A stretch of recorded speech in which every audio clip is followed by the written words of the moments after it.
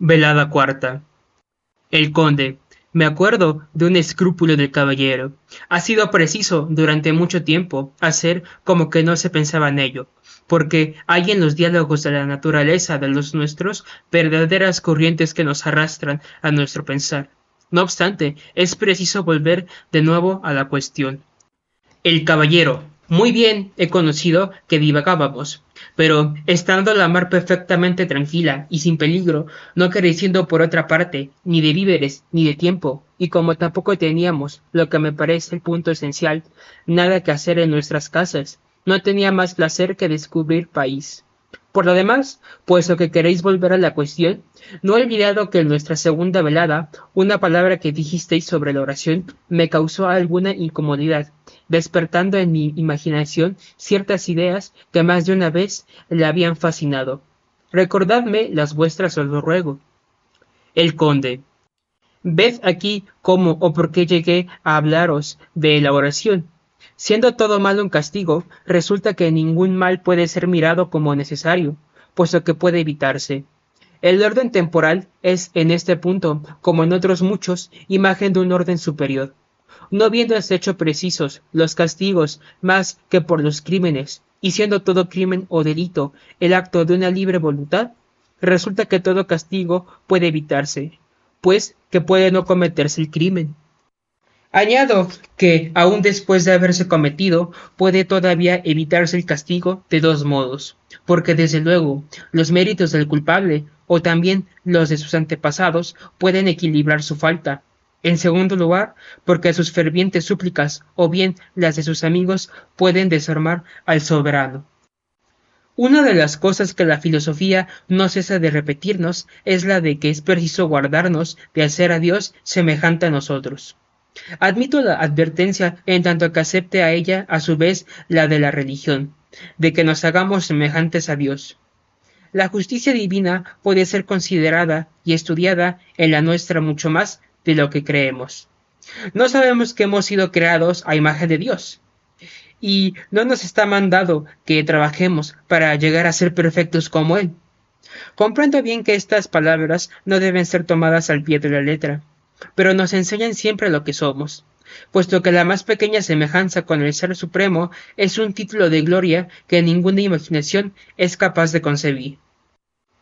No teniendo la semejanza nada que ver con la igualdad, no hacemos más que usar de nuestros derechos glorificándonos por esta misma semejanza. Él mismo se ha llamado nuestro Padre y el amigo de nuestras almas.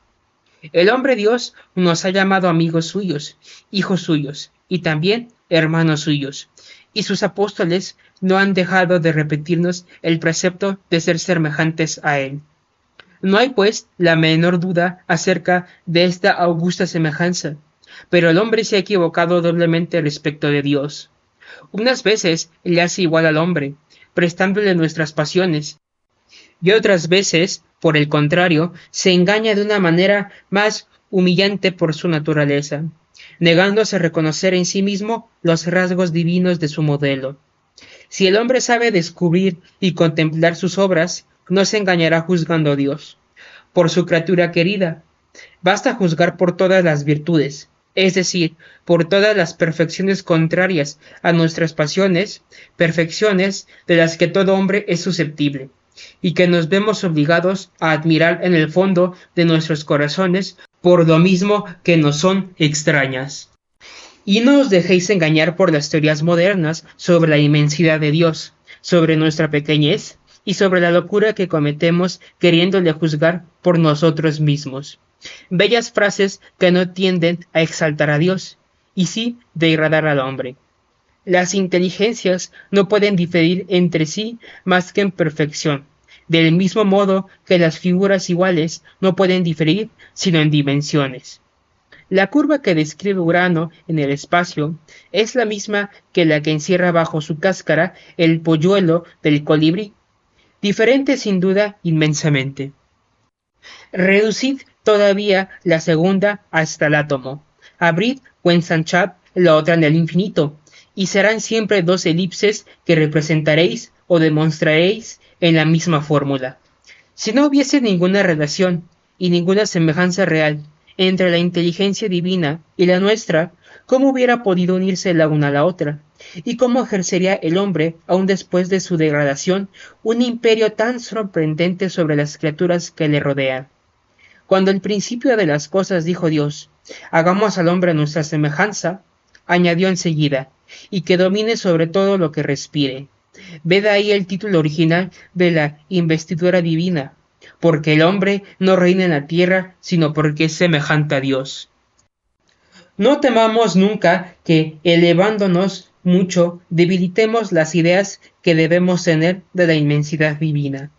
Para poner o colocar el infinito entre dos términos, no hay necesidad de humillar al uno. Basta con elevar o ensalzar al otro sin límites. Imágenes de Dios en la tierra. Todo lo que tenemos de bueno se le parece, y no creeráis vos cuán propia es esa sublime semejanza, para iluminar una multitud de cuestiones. No os admiréis si tanto instinto sobre este punto no tengamos, pues, ninguna repugnancia en creer y en decir que se ruega a Dios como se ruega a un soberano, y que la oración o súplica tiene en el orden superior como en el otro el poder de conseguir gracias a dones y de evitar los males, lo que puede aún estrechar el imperio del mal hasta unos límites inimaginables. El caballero. Es preciso que os lo diga francamente. La cuestión de que acabáis de hablar es una de aquellas en que, sin hallar en mi imaginación ninguna negativa formal, porque me he formado en esta clase de materias una teoría general que me preserva de todo error positivo, no la percibo, sin embargo, sino de una manera confusa. Nunca me he burlado de mi párroco cuando amenaza a sus feligreses con el granizo o la niebla porque no habían pagado el diezmo. No obstante, observo un orden tan invariable en los fenómenos físicos, que no comprendo bien de qué manera las oraciones o súplicas de estos pobres hombres pudieran tener alguna influencia en estos fenómenos. La electricidad, por ejemplo, es necesaria en el mundo como el fuego y la luz. Y puesto que no puede dejar de haber electricidad, ¿cómo dejaría de haber trueno? El rayo es un meteoro como el rocío. El primero es terrible para nosotros, mas ¿qué le importa a la naturaleza que no tiene miedo de nada? Cuando un meteorólogo está seguro por una serie de observaciones exactas que deben caer en un punto o país cualquiera tantas pulgadas de agua por año, se echa a reír de las rogativas públicas por la lluvia. No lo pruebo, pero ¿a qué ocultaros que las chanzas de los físicos me causan un incierto malestar interior del que recelo tanto menos cuanto que quisiera desecharlo? Todavía más, yo no quiero argumentar contra las ideas admitidas, pero, sin embargo, será preciso orar o rogar, para que el rayo se civilice, para que los tigres se amansen o domestiquen, y para que los volcanes no sean más que iluminaciones. El siberiano pedirá al cielo olivos, y el Klukwa el provenzal. Pues, ¿qué diremos de la guerra, asunto eterno de nuestras súplicas o de nuestras acciones de gracias? En todas partes se clama por la victoria, sin poder quebrantar la regla general, que la adjudica a los más numerosos batallones. La injusticia bajo los laureles, arrastrando en su séquito el sano derecho vencido y despojado, no viene todos los días a importunarnos con sus insoportables Te Deum. Buen Dios, ¿qué tiene que ver con la protección celestial, con tantos horrores que he visto tan de cerca, cada vez que esos cantos de victoria han herido mis oídos, y aun cada vez que he pensado en ellos? Continuamente viendo los ladrones nocturnos, que en el fondo del valle, sin tambor y sin ruido, con discreción provistos de sables y escaleras, asesinan de un golpe 5 o 6 centinelas, que, después, escalando los muros de la aldea, donde el pobre habitante dormía sin cautela, llevan a sus moradas hasta el hierro y las llamas. Asesinan maridos, deshonran a las damas, estreñan a los niños, y hartos ya de las maldades, beben el vino ajeno cercados de cadáveres. La mañana siguiente los llevan a la iglesia, para dar a Dios gracias de una tan noble empresa, cantándole en la tía su digna cantinela, que en la ciudad ardiendo nada hicieran sin él, que violar no se puede ni arrastrar a la tumba, ni quemar las ciudades si Dios no nos secundea. El conde. Ah, mi querido caballero, ya os he cogido. Citáis a Voltaire. No soy tan severo que os quiera privar del gusto de recordar de paso algunas palabras felices que destilan de esa pluma brillante, pero le citáis como autoridad, y esto no lo consiento. El caballero. Oh, mi querido amigo, sois en verdad muy rencoroso para Francois María Auret. ¿Cómo es posible guardar tanto rencor a los difuntos? El conde. Pero sus obras no han muerto, viven y nos matan o asesinan. Me parece que mi odio está plenamente justificado. El caballero. Enhorabuena, pero permitidme que os lo diga.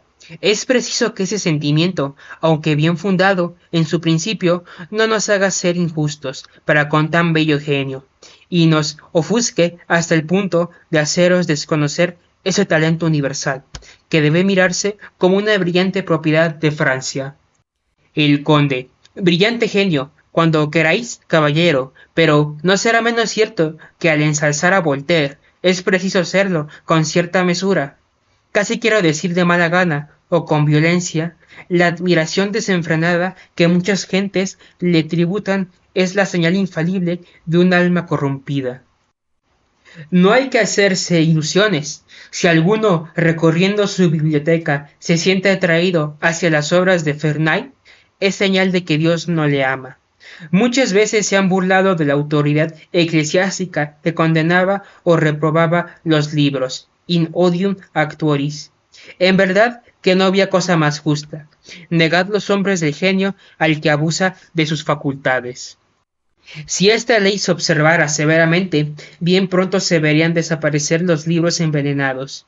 Y pues que no depende de nosotros que se promulguen o publiquen, guardémonos al menos de caer en la falta, mucho más reprensible de lo que se cree, de exaltar sin tino o medida a los escritores culpables, y a ese sobre todo. Ha pronunciado contra él mismo, sin echarlo de ver, una sentencia terrible, porque es él quien ha dicho: un talento corrompido nunca fue sublime. Nada es más cierto, y por eso Voltaire, a pesar de sus 100 volúmenes, no fue nunca más que agradable, exceptuó la tragedia en la que la naturaleza de la obra le obligaba a expresar nobles sentimientos ajenos de su carácter. Y aun en la cena, que es su triunfo, no engaña a ojos ejercitados o avesados. En sus mejores piezas, lo mismo se parece a sus dos grandes rivales, que un diestro hipócrita a un santo. No pretendo, por otra parte, discutir su mérito dramático, y me atengo a mi primera observación. Cuando Voltaire habla por sí solo, no pasa de ser un agradable. Nada le inflama o le enciende, ni aun la batalla de Fontenoy. Dicen que es encantador, también lo digo yo, pero creo que esta palabra es una crítica. Por lo demás, no puedo sufrir la exageración de llamarle universal. Por cierto, que veo muy bellas excepciones en esta universalidad. Es nulo en la oda, y quién pudiera extrañarlo. La impiedad arraigada había apagado en él la llama divina del entusiasmo. También es nulo y casi ridículo en el drama lírico, porque sus oídos han estado cerrados enteramente a las bellezas armónicas, lo mismo que sus ojos a las del arte.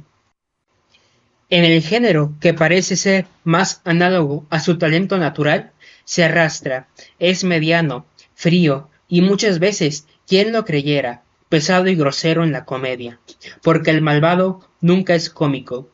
Por la misma razón, nunca ha sabido componer un epigrama, porque el más pequeño sorbo de su hiel no puede llenar menos de 100 versos. Si intenta la satírica, se desliza el libelo. Es insoportable en la historia, a pesar de su arte, de su elegancia y de las gracias de su estilo, no pudiendo reemplazar ninguna cualidad las que le faltan y que son la vida de la historia, la gravedad, la buena fe y la dignidad. En cuanto a su poema épico, no tengo derecho de hablar de él, porque para juzgar un libro es menester haberlo leído, y para leerlo es preciso estar muy despierto. Una monotonía soporífera pesa sobre la mayor parte de sus escritos, que no tienen más que dos materias: la Biblia y sus enemigos, o blasfema, o insulta sus chanzonetas, tan elogiadas, están, no obstante, muy lejos de ser irreprensibles. La risa que no excita no es legítima, es más bien un gesto. ¿No habéis reparado alguna vez que el anatema divino está escrito en su rostro? A pesar de haber transcurrido tantos años, todavía hay lugar de hacer la prueba. Id a observar su figura o busto al palacio de l'Hermitage. Siempre que la miro, me felicita de que no nos ha sido transmitida por ningún cincel descendiente de los griegos, que hubiera tal vez sabido darle cierto bello ideal. Aquí todo es natural. Hay tanta verdad en aquella cabeza como pudiera verla en una mascarilla de yeso tomada sobre el cadáver. Mirad esa frente abyecta o vil que nunca enrojeció el pudor, esos dos cráteres apagados en los que parece que todavía hierven la lujuria y el odio. Esa boca, acaso digo mal, pero no es culpa mía, ese rictus espantoso que cruza de una a otra oreja, y esos labios pellizcados por la cruel malicia, como un resorte dispuesto a soltarse para lanzar la blasfemia o el sarcasmo. No me habléis de ese hombre, no puedo ni aun acordarme de él. Ah, cuánto mal nos ha hecho. Lo propio que ese insecto, el azote de los jardines, que no se muerde sino la raíz de las plantas más preciosas. Voltaire, con su aguijón, no deja de morder las dos raíces de la sociedad, las mujeres y los jóvenes.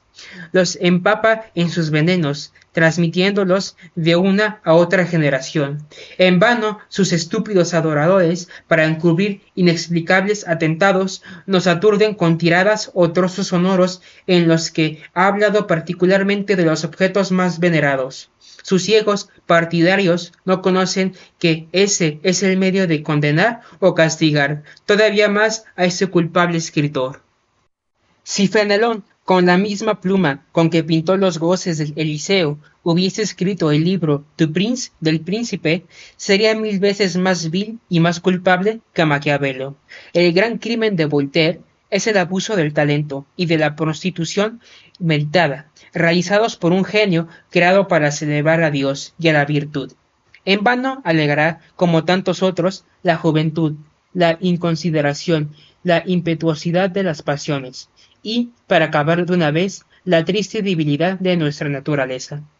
Nada la absuelve. Su corrupción es de una clase a él solo peculiar. Se arraiga en todas las fibras de su corazón y se fortifica con todas las fuerzas de su entendimiento, siempre ligado al sacrilegio.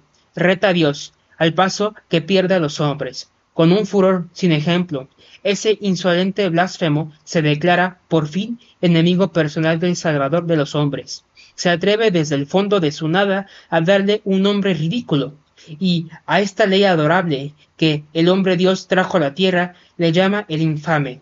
Abandonado de Dios, que castiga al retirar su gracia, no conoce ya freno. Otros cínicos admiraron la virtud. Voltaire admira el vicio. Se sumerge en el fango, se revuelca y se consume, e entrega su imaginación al entusiasmo del infierno, que le presta su fuerza para arrastrarlo hasta los confines del mal. Inventa monstruos extraordinarios que hacen temblar. París le corona. Sodoma le habría desterrado. Profanador atrevido de la lengua universal y de sus nombres más grandes o mejores. Es el último de los hombres después de los que le aman. ¿Cómo os pintaré yo la sensación que me produce cuando considero lo que puede hacer y lo que ha hecho? No me inspiran sus inimitables talentos más que una especie de santo furor que carece de nombre, perplejo entre la admiración y el horror. Quisiera algunas veces levantarle una estatua por mano del verdugo. El caballero: ciudadano, veamos vuestro pulso. El conde: aún me citáis a uno de mis amigos. pero os responderé lo que él. Antes veíais el invierno sobre mi cabeza. Esos caballeros blancos os demuestran bien que el tiempo del fanatismo y aun de las simples exageraciones pasó ya para mí. Hay también cierta cólera racional que concuerda muy bien con la sabiduría. El Espíritu Santo mismo le ha declarado formalmente exenta del pecado. El senador. Después de la salida racional de nuestro amigo, ¿qué podré yo añadir sobre el hombre universal? Pero creed, mi muy querido caballero, que apoyándoos desgraciadamente en él, acabáis de exponernos a la peor tentación que pueda concebir el espíritu humano, y es la de creer en las leyes invariables de la naturaleza. Ese sistema presenta seductoras apariencias y tiende a que no se ore más, es decir, a perder la vida espiritual, porque la oración es la respiración del alma, como creo que lo ha dicho M. de Saint-Martin. Y quien deja de orar, deja de vivir. No hay religión sin oración. Ha dicho ese mismo Voltaire que acabáis de citar. Nada es más evidente, y por una consecuencia necesaria. Sin oración no hay religión. Tal es, a corta diferencia, el estado en que nos hallamos, porque no habiendo orado los hombres nunca sino en fuerza o en virtud de una religión revelada o reconocida por tal, a medida que se han aproximado al deísmo, que nada significa y nada puede, han dejado de orar, y ahora los veis encorvados hacia la tierra, ocupándose únicamente de los estudios filosóficos y de las leyes, y habiendo perdido el más pequeño sentimiento de su natural dignidad. Tal es la desgracia de esos hombres, que ya ni aún pueden desear su propia regeneración, no tan solo por la razón conocida de que no se puede desear lo que no se conoce, sino también porque encuentran en su embrutecimiento moral no sé qué encanto horroroso que es un castigo terrible. En vano se les hablará de lo que son y de lo que debían de ser. Sumergidos en la atmósfera divina, no quieren vivir, mientras que si quisieran abrir la boca, atraerían al espíritu. Tal es el hombre que no ora. Y si el culto público no se necesitaría más prueba de su indispensable necesidad, no se opusiese en algún modo a la degradación universal, creo, bajo mi palabra de honor, que al fin llegaríamos a ser unos verdaderos brutos. Nada iguala también la antipatía de esos hombres de que os hablo a ese culto y a sus ministros. Por tristes confidencias me consta que hay algunos a quienes la atmósfera de una iglesia los sofoca o oprime positivamente y les obliga a salirse de ella, mientras que las almas sanas se sienten penetradas de cierto rocío espiritual que carece de nombre, pero que no lo necesita, porque no hay quien pueda desconocerlo. Vuestro Vicente de Lerins ha dado una regla famosa en materia de religión. Ha dicho que era preciso creer lo que ha sido creído, siempre, en todas partes y por todos. Nada hay más verdadero ni más generalmente cierto. El hombre, a pesar de su fatal degradación, lleva siempre señales evidentes de su origen divino, de manera que toda creencia universal es siempre más o menos verdadera, es decir, que el hombre puede muy bien tener encubierta y, por decirlo así, embotada la verdad por los errores con que la ha sobrecargado. Pero estos errores serán puramente locales, y la verdad universal se mostrará o manifestará siempre. Luego, los hombres han orado siempre y en todas partes. Sin duda han podido orar mal. ¿Acaso hayan pedido lo que no debían o no les era necesario? O bien no hayan pedido lo que lo era, y este es el hombre, pero siempre han orado, y este es Dios. El bello sistema de las leyes invariables nos llevaría rectos al fatalismo, y convertiría al hombre en estatua. Protesto, como lo hizo ayer nuestro amigo, que no pretendo insultar la razón. La respeto mucho a pesar de todo el mal que nos ha hecho. Pero lo que es bien seguro es que cada vez que se oponga al sentido común, debemos rechazarla, como una envenenadora. Ella es la que ha dicho, nada más que lo que sucede ha de suceder, nada sucede más de lo que debe suceder. Pero el buen sentido ha dicho, si pedís tal cosa que se deba suceder, no sucederá, porque la pidáis, en lo que el sentido común ha razonado muy bien, mientras que la razón carecía de él. Y poco importa, además que pueden oponerse a verdades probadas, ciertas sutilezas de que el razonamiento no sabe prescindir, porque no hay un medio más infalible para creer o incurrir en los errores más groseros y funestos que el de desechar tal o cual dogma tan solo porque se opone a una objeción que no sabemos resolver. El conde: tenéis mucha razón, mi querido senador. No puede admitirse ninguna objeción contra la verdad, pues de otro modo la verdad no existiría. Desde el momento en que queda reconocida la insolubilidad de la objeción, ésta no se supone más que falta de conocimiento por parte del que no sabe resolverla. Se ha atestiguado con Moisés la historia, la cronología, la astronomía, la geología, etc. Las objeciones han desaparecido ante la verdadera ciencia, mas fueron muy sabios o prudentes los que las despreciaron antes de todo examen, o que no las examinaron más que para hallar la respuesta o solución, pero no dudando nunca de que hubiese una. La objeción matemática también debe despreciarse, porque toda verdad demostrada no admite contradicción.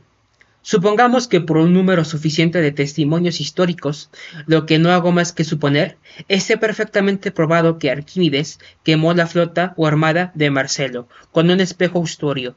Todas las objeciones de la geometría desaparecerían, por más que se me diga. Pero ¿no sabéis que todo espejo austorio reúne los rayos en la cuarta parte de su diámetro esférico? Que no podéis alejar el foco sin disimular el calor, a menos que no agrandéis el espejo en proporción suficiente, y que alejándolo lo menos posible de la flota romana, el espejo capaz de abrazarla no habría sido menos grande que la ciudad de Siracusa. ¿Qué tenéis que responder a esto? Yo le diría, tengo solo que responder que Arquímedes quemó la flota romana con un espejo austorio. Kirchner viene enseguida a explicarme el enigma. Vuelve a hallar el espejo de Arquímedes, Tulit alter Homeres, y los escritos sepultados en el polvo de las bibliotecas salen para dar testimonio al genio de ese sabio moderno. Mucho admiraré a Kirchner, y aún le daré las gracias. Sin embargo, ninguna necesidad tenía de él para creer. En aquel tiempo decían al célebre Copérnico, si por su sistema fuese cierto, Venus tendría fases como la luna. Es así que no las tiene.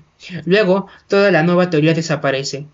Esta era una objeción matemática en toda la fuerza de la palabra, según una antigua tradición cuyo origen no tengo presente, contestó él. Confieso que nada tengo que responder, pero Dios concederá la gracia de que se halle respuesta.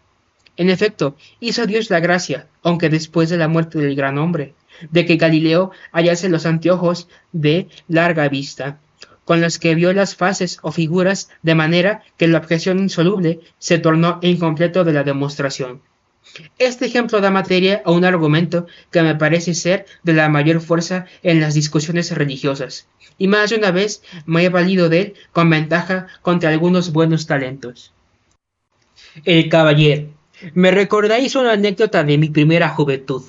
Había en mi casa un anciano abate, Paulet, que en otro tiempo había dado azotes a mi padre y a mis tíos, y que se hubiera dejado colgar por toda la familia, algo moroso, y siempre regañado, pero siempre el mejor de los hombres. Entré un día en su gabinete y habiendo recaído la conversación, no sé cómo, sobre las flechas de los antiguos. Sabéis bien, caballero, me dijo, lo que era una flecha antigua y cuál era su celeridad. Era tal que la guarnición de plomo que servía, digámoslo así, del lastre de la flecha, se calentaba algunas veces por causa de la frotación del aire, hasta llegar a deshacerse. Yo me eché a reír. Vamos, mi querido abate, vos exageráis. ¿Creéis que una antigua flecha fuera más veloz que una bala moderna, arrojada por un arcabuz extraído? No obstante, veis que esta bala no se deshace. Me miró con cierta risa sardónica, y me hubiera enseñado todos sus dientes si los hubiese tenido, que quería significar bien terminantemente. No sois más que un hablador. Enseguida fue a buscar de encima de un velador carcomido un libro viejo de Aristóteles que puso sobre la mesa. Lo hojeó durante algunos instantes, y dando enseguida golpes con el reverso de la mano en el párrafo que había hallado. Yo no exagero, dijo, ved aquí un texto que los más famosos arcabuceros del mundo no borrarán nunca. e hizo una señal en el margen con la uña del pulgar. Varias veces he pensado en ese plomo de las antiguas flechas, que en ese momento me recordáis. Si lo que dice Aristóteles es cierto, ved aún una verdad que será fuerza admitir, por más que se oponga a lo que la física enseña. El conde, sin duda, si está probado el hecho, lo que no puedo examinar en el momento, me basta con sacar del conjunto de estos hechos una teoría general, una especie de fórmula que sirve para la resolución de todos los casos particulares. Quiere decir que siempre que una proposición esté comprobada por el género o clase de prueba que le corresponda, la objeción, cualquiera que sea, aun la indiscutible, no debe ya de admitirse. Pero cuando la contradicción no se halla, como suele decirse en los términos, las dos proposiciones admitidas como verdaderas no están en contradicción. El caballero. Quisiera comprender esto mejor. El conde. Ninguna autoridad del mundo, por cierto, tiene derecho para manifestar que tres no son más que uno, porque se le son uno y tres, como el sentido ensalzado o unido a los términos no cambia en las dos proposiciones. Pretender que yo crea que 3 y 1 son y no son una misma cosa es mandarme creer que de parte de Dios que Dios no existe. Pero si se me dice que 3 personas no forman más que una naturaleza, mientras que la revelación, de acuerdo también, aunque este no es necesario, con las especulaciones más sólidas de la psicología, ciencia del alma, y con las tradiciones más o menos oscuras de todas las naciones, me da una demostración suficiente. Estoy pronto a creerlo, importándome poco que 3 no sean uno, porque no se trata de eso, sino de saber si 3 personas pueden ser una sola naturaleza, lo que ya es otra cosa muy diferente. El senador. En efecto, no pudiendo afirmarse la contradicción ni por las cosas, puesto que no se las conoce, ni por los términos, pues que éstos han cambiado, ¿en dónde la hallaríamos por ventura? Permítase, pues, a los estoicos que nos digan que esta proposición, lloverá mañana, es tan cierta y tan inmutable en el orden de los destinos, como esta otra, ha llovido ayer, y permítase aún a los mismos que nos molesten, si pueden, con las más brillantes sofismas. Los dejaremos hablar, porque la objeción, aun la insoluble, lo que soy lejos de confesar, en este caso, no debe admitirse contra la demostración que resulta de la creencia innata de todos los hombres. Si me queréis creer, caballero, continuad cuando estéis en vuestra casa. Las oraciones derogativas, entre tanto, serán también muy bueno que roguéis a Dios con todas vuestras fuerzas, para que os haga la gracia de regresar a ella. Dejando que hablen los que os objetasen que está decidido de antemano si habéis de volver a ver o no a vuestra querida patria.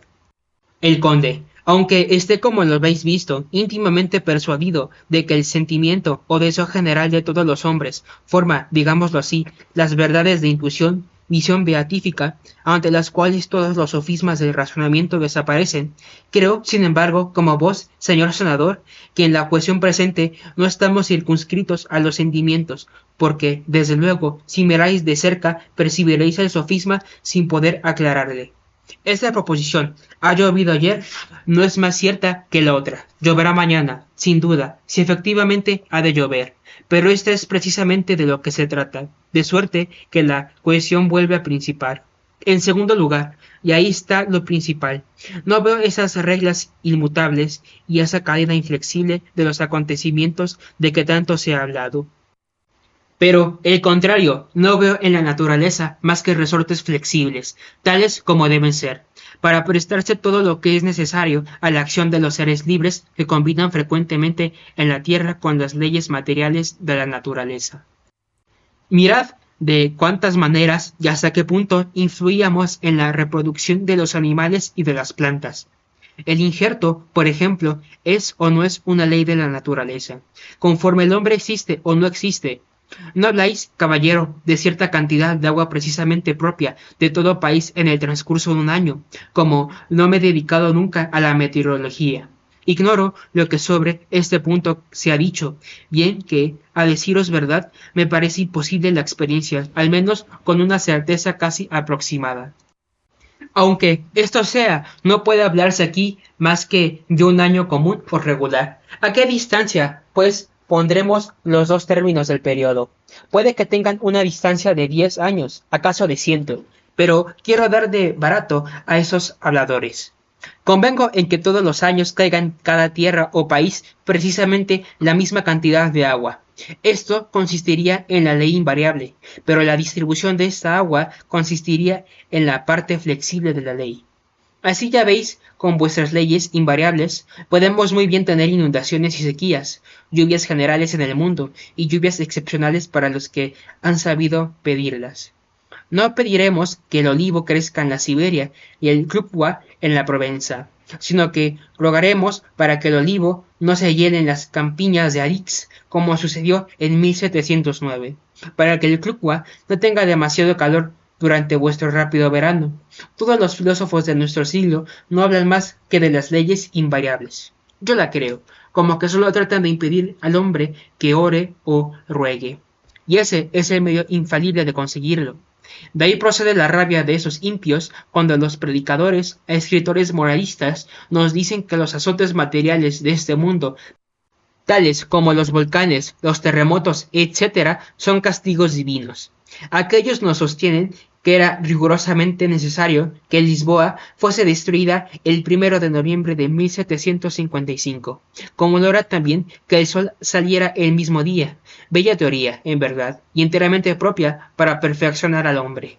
Me acuerdo que cierto día me indigné al leer una parte del razonamiento que dirige Herder a Voltaire, con motivo de su poema sobre aquel desastre de Lisboa.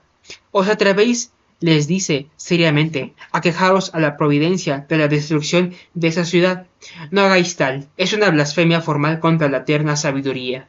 ¿No sabéis que el hombre, lo mismo que las vigas y las tejas, es deudor a la nada, y que todo lo que exige ha de pagar su deuda? Los elementos se unen, los elementos se desunen, es una ley necesaria de la naturaleza. ¿Qué hay en eso de chocante o extraño, ni que pueda motivar una queja? ¿No es verdad, señores, que es un bello consuelo y muy digno del honrado cómico que enseñaba el Evangelio en el púlpito y el panteísmo en sus escritos? Pero la filosofía no se ve más. Desde Epicteto hasta el obispo de Weimar y hasta el fin de los siglos, este será su sistema invariable y su ley necesaria. Ella no conoce la unción del consuelo, ella seca, oprime el corazón, y cuando ha endurecido un hombre, cree que ha formado un sabio. Voltaire, al menos, había respondido de antemano a su censor en su poema sobre el desastre de Lisboa. Al corazón más ardiente dejad de presentarle, de la necesidad las leyes inmutables, la cadena de cuerpos, de espíritus inmundos, o quimeras de sabios o de sueños profundos. Dios, que es su mano, la cadena tiene, no se haya encadenado. Su elección bienhechora todo lo ha terminado, es libre, es justo y nunca fue implacable. Hasta aquí sería imposible expresarse mejor, pero como si se hubiera arrepentido de haberle hablado razonablemente, añade enseguida. ¿Y por qué? Pues sufrimos con un amo tan justo. Ciertamente ese nudo forzoso es desatar. Aquí principian las ideas temerarias. ¿Por qué sufrimos nosotros teniendo un amo equitativo? El catecismo y el sentido común nos responden con testez. Porque lo merecemos. Ved ahí el nudo fatal sabiamente desalado.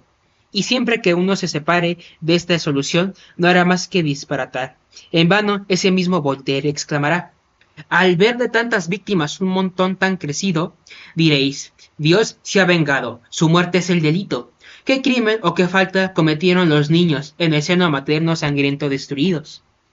Mal raciocinio, falta de cuidado y de análisis. Sin duda que habría niños en Lisboa como los habría en Herculano en el año 79 de nuestra era.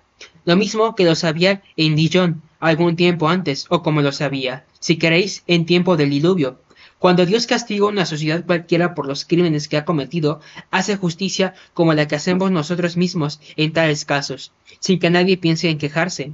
Se alza o se revela una ciudad, asesina a los representantes del soberano, le cierra sus puertas, se bate contra él, se toma o se rinde. El príncipe la manda a desmantelar y la despoja de todos sus privilegios. Ninguno criticará este juicio o sentencia bajo el pretexto de los inocentes encerrados en la ciudad. No tratemos nunca dos cuestiones a un tiempo. La ciudad ha recibido su castigo por su causa de su delito, y sin este delito no lo habría sufrido. Esta es una proposición verdadera e independiente de otra cualquiera. Me preguntaréis enseguida, ¿por qué los inocentes han sido envueltos en la misma pena? Esta es otra cuestión a la cual no estoy obligado en manera alguna a responder. Confesaré que no alcanzo nada sin alterar la evidencia de la primera proposición. También puedo responder que el soberano no puede obrar de otro modo, y no me faltarían muy buenas razones para apoyarlo. El caballero. Permitidme que os lo pregunte. ¿Quién pudiera impedir a este buen rey el tomar bajo su protección a los habitantes de aquella ciudad que hubiesen permanecido fieles, trasladándolos a otra provincia más feliz, para que allí gozasen, no digo yo los mismos privilegios, sino de otros todavía mayores y más dignos de su felicidad? El conde. Eso es justamente lo que Dios hace cuando los inocentes perecen en una catástrofe general. O un mal temporal concede un bien eterno. Pero volvamos al asunto. Me lisonjeo de que Voltaire no tenía lástima más sinceramente que yo de esos desgraciados niños en el seno maternal, sangrientos y destruidos. Pero es una delicia el citarlos para contradecir al predicador que exclama: Dios se ha vengado, sus males son el precio de nuestros delitos, porque en general no hay cosa más cierta. Se trata solamente de explicar por qué el inocente está envuelto en el castigo impuesto a los culpables. Pero según nos decía, hace poco esto no es más que una objeción. Y si quisiéramos que las verdades se diesen ante las dificultades, se acabó la filosofía. Dudo, por otra parte, que Voltaire, que escribía tan veloz, haya fijado la atención en que en lugar de tratar una cuestión particular relativa al suceso de que se ocupa, entonces tratase una general, preguntando, sin echarlo de ver, por qué los niños que todavía no han podido ni merecer ni desmerecer están sujetos en todo el universo a los mismos males que afligen a los hombres formados. Porque si está decidido que cierto número de niños han de perecer, no concibo por qué les ha de importar morir más bien de un modo que de otro. Que atraviese un puñal el corazón de un hombre, o que alguna sangre se acumule en su cerebro, muere de todos modos, mas en el primer caso se dice que ha acabado sus días con una muerte violenta. Sin embargo, para con Dios no hay muerte violenta. Una hoja de acero en el corazón es una enfermedad igual a una simple callosidad. ¿A qué llamaremos pólipo? Será menester elevarse aún más y preguntar, ¿por qué motivo ha sido preciso que una multitud de niños mueran antes de nacer, que más de la mitad de los que nacen mueran antes de la edad de 2 años, y que otros también, en gran número, mueran antes de la edad de la razón? Todas estas cuestiones concebidas en un espíritu orgulloso y porfiado son enteramente dignas de Matthew Garrow, pero si se presentan o proponen con respetuosa curiosidad, pueden muy bien ilustrar nuestra inteligencia sin peligro alguno. Platón habló de esto, porque me acuerdo que en su tratado sobre la República presenta en la escena, yo no sé de qué manera, un cierto Levatín, armenio si no me engaño, que cuenta muchas cosas acerca de los castigos de la otra vida, eternos o temporales, porque los distingue exactamente. Pero respecto a los niños que mueren antes de la edad de la razón, dice Platón, que con referencia a su estado en la otra vida contaba a aquel extranjero cosas que no debían volverse a decir. ¿Por qué nacen esos niños? ¿O por qué mueren? ¿Qué será de ellos un día? Estos son misterios acaso inaccesibles, pero se necesita haber perdido el sentido para argumentar sobre lo que no se comprende contra lo que se comprende perfectamente. ¿Queréis oír otro sofisma acerca de la misma materia? También es Voltaire quien os lo presenta, y también en la misma obra.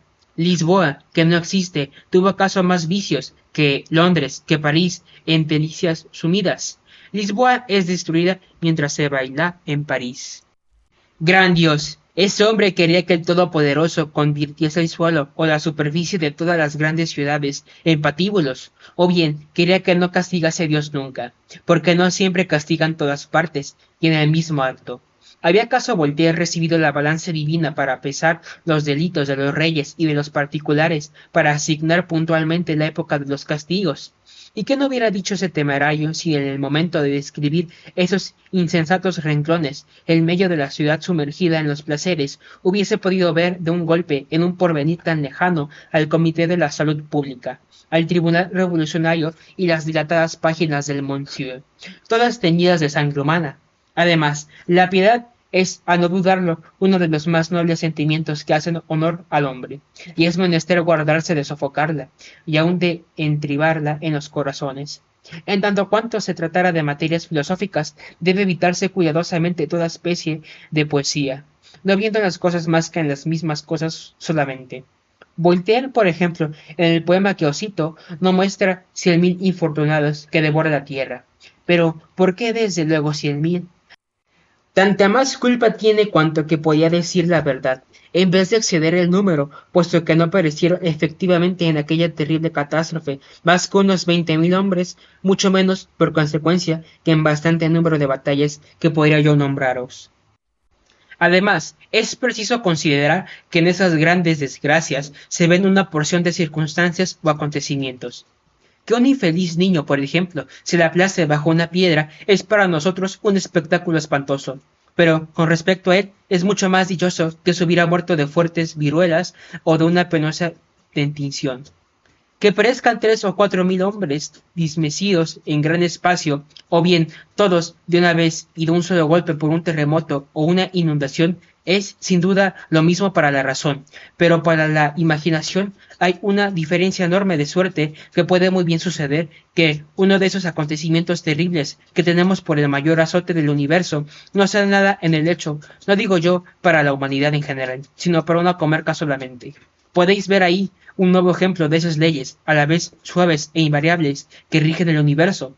Observemos si gustáis, como caso práctico, que en un tiempo dado hayan de morir tantos hombres en tal o cual país. Esto es invariable, pero la distribución de la vida entre los individuos, lo mismo que el lugar y la época de los muertos, forman lo que se ha denominado la parte flexible de la ley, de manera que una ciudad entera puede ser sumergida sin que la mortandad haya aumentado, supuesto que había de morir igual número de hombres de muerte natural. El azote puede aún ser doblemente justo a causa de los culpables que han sido castigados y de los inocentes que han logrado por compensación una vida eterna y más dichosa. La omnipotente sabiduría que todo lo dispone tiene medios tan numerosos, tan diversos y tan admirables que la parte accesible a nuestras miradas debería enseñarnos muy bien a respetar a la otra. Hace muchos años que tuve noticia de ciertas tablas mortuorias formadas en una provincia muy pequeña, con todo el cuidado y todos los datos más exactos posibles. Y no me sorprendí saber por el resultado de dichas tablas que 2 furiosas epidemias de viruela no habían aumentado la mortandad en los años en que esa enfermedad había sido un azote. Tan cierto es que esa fuerza ocultada que llamamos naturaleza tiene medios de compensación en donde nadie lo sospecha. El senador, un adagio sagrado, dice que el orgullo es el origen de nuestros crímenes. Creo que se pudiera muy bien añadir, y de todos nuestros errores. Él es quien nos extravía inspirándonos un infausto espíritu de crítica que hace que busquemos dificultades para tener el placer de disputar, en vez de someteros al principio probado. Pero muy engañado estoy si los contendientes no sienten ellos mismos interiormente que es enteramente vano nuestro empeño. ¿Cuántas disputas cesarían si todo hombre se viera obligado a decir lo que siente? El conde, creo lo mismo que vos, pero antes de ir más lejos, permitidme que os haga observar que descubro un carácter particular del cristianismo a propósito para esas calamidades de que hablábamos. Si el cristianismo fuese humano, su enseñanza variaría con las opciones humanas, mas como procede del ser inmutable es inmutable como él. Ciertamente esta religión, que es la madre de toda buena y verdadera ciencia, y cuyo mayor interés es el adelanto de esta misma ciencia, se guarda bien de interrumpir y de entorpecer su progreso. Aprueba ella mucho, por ejemplo, que indaguemos o busquemos los agentes físicos que figuran en las grandes convulsiones de la naturaleza. En cuanto a la religión, que está en relación directa con el soberano, pero se ocupa de los ministros que ejecutan sus órdenes.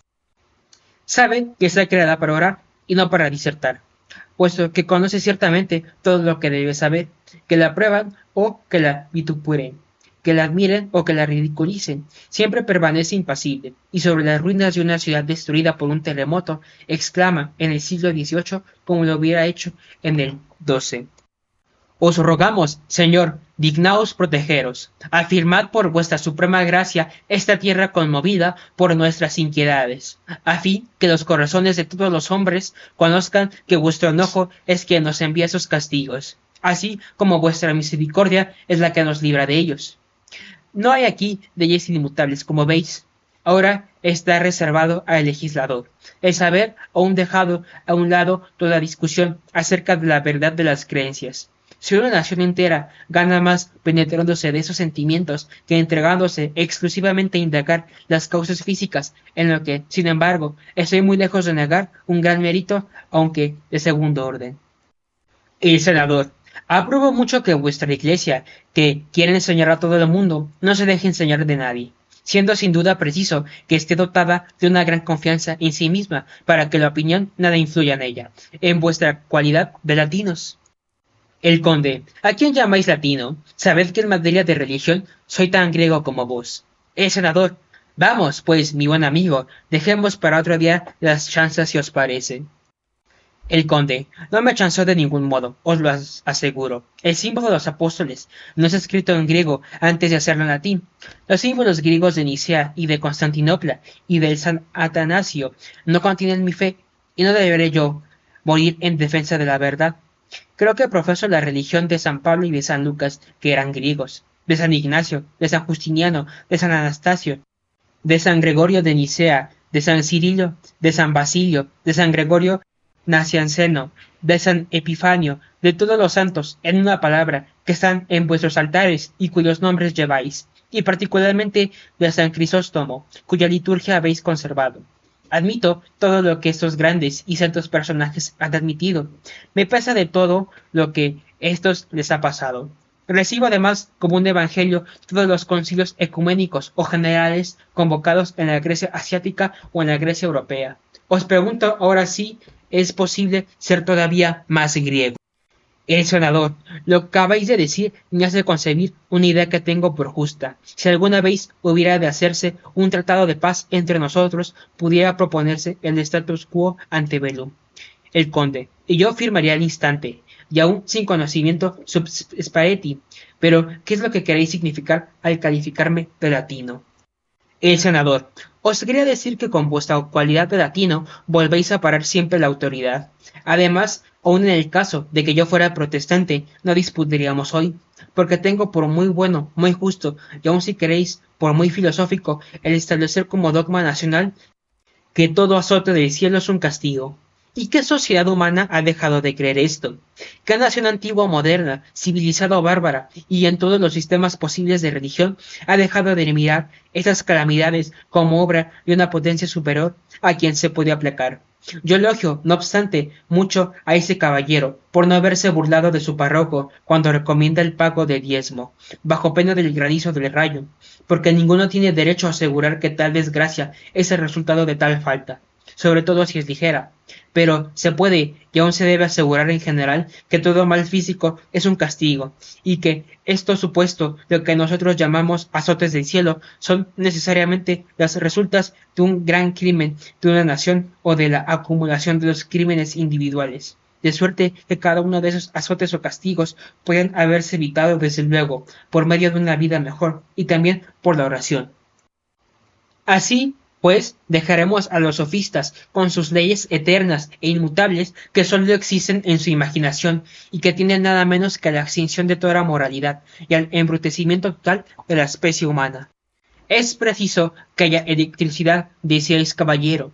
Luego ha de haber truenos y rayos, como ha de haber rocío, y podráis añadir también como ha de haber lobos, tigres, serpientes de cascabel, etcétera, etcétera. Lo ignoro en verdad. Hallándose el hombre en un estado de degradación tan visible como deplorable, no sé lo bastante para decir cuál es el ser y cuál el fenómeno propios únicamente de su estado. Por otra parte, en el mismo en que nos hallamos, pasan muy bien sin lobos en Inglaterra, porque no han de pasar sin ellos en otra parte. Yo no sé absolutamente si es preciso que el tigre sea lo que es. Tampoco sé si aún es necesario que haya tigres, y habiéndoos francamente, me tengo a lo contrario. ¿Quién es capaz de olvidar la sublime prerrogativa del hombre, que en todas partes donde habite, los animales en número suficiente que le rodean han de servirlo, entretenerlo o han de desaparecer? Pero partamos, si se quiere, de la loca hipótesis del optimismo. Supongamos que el tigre ha de existir, y además ser lo que es, diremos. Luego, es preciso que uno de estos animales entre hoy en tal habitación y que devore a 10 personas. Es necesario que la Tierra encierre en su seno varias sustancias que en ciertas circunstancias dadas puedan inflamarse o evaporarse y causar un terremoto muy bien. Nosotros añadiremos. Luego era necesario que el 1 de noviembre de 1755 Lisboa entera pereciese por una de esas catástrofes.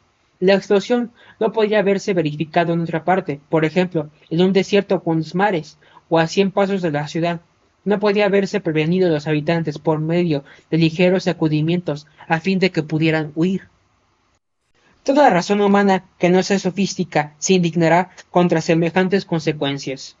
El conde, sin duda alguna, y yo creo que el buen talento universal tiene incontestablemente razón al atenerse a la etimología de la que él mismo es el autor. Los azotes o calamidades se han hecho para castigarnos, y nos castigan porque lo merecemos. Podríamos, sin embargo, no dar lugar a ellos, y aun a pesar de haberlos merecidos, está en nuestra mano obtener gracia. Este es, según creo, el resumen de cuanto se puede decir con sensatez sobre ese punto.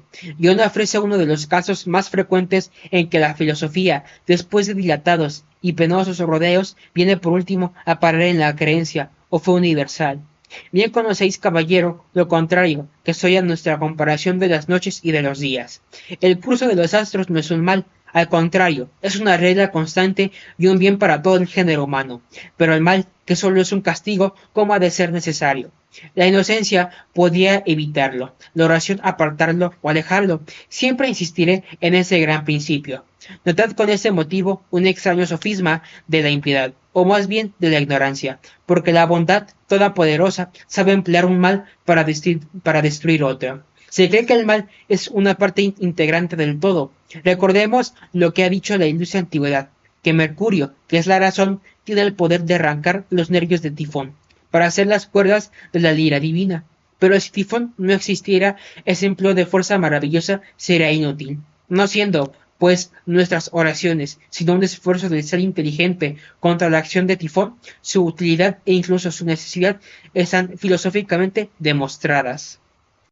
El senador. Esta palabra tifón, que fue en la antigüedad el emblema de todo mal y especialmente de todo azote temporal, me recuerda una idea que se me ha ocurrido muchas veces y que os voy a participar. Hoy, sin embargo, omito mi metafísica, porque es preciso que os deje para ir a ver el gran fuego artificial que se dispara esa noche en el camino de Perterhof, y que ha de figurar una explosión del vestíbulo. Es un espectáculo tifoniano, como ya veis, pero enteramente inocente. El conde. No respondo de los mosquitos y de la multitud de pájaros que anidan en los bosques vecinos, y tampoco de algún temerario de la especie humana, que pudiera muy fácilmente perder la vida o algunos miembros al decir. Niégose. No sé cómo sucede que los hombres jamás se reúnen sin exponerse. Id, no obstante, mi querido amigo, y no dejéis de volver mañana, lleno la cabeza de volcánicas ideas.